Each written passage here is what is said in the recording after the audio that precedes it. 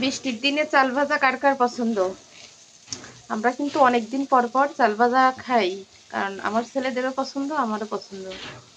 এই যে সুন্দর মিনিকেট চাল তো, ওই জন্যই ভালো করে ফুটিনি, তারপরে একদম পুরা মচমচে হয়ে গেছে। কিন্তু বৃষ্টির দিনে ভালোই লাগে, টিনের উপরে টাপটুপ করে বৃষ্টি পড়বে আর চাল ভাজা খেতে হবে।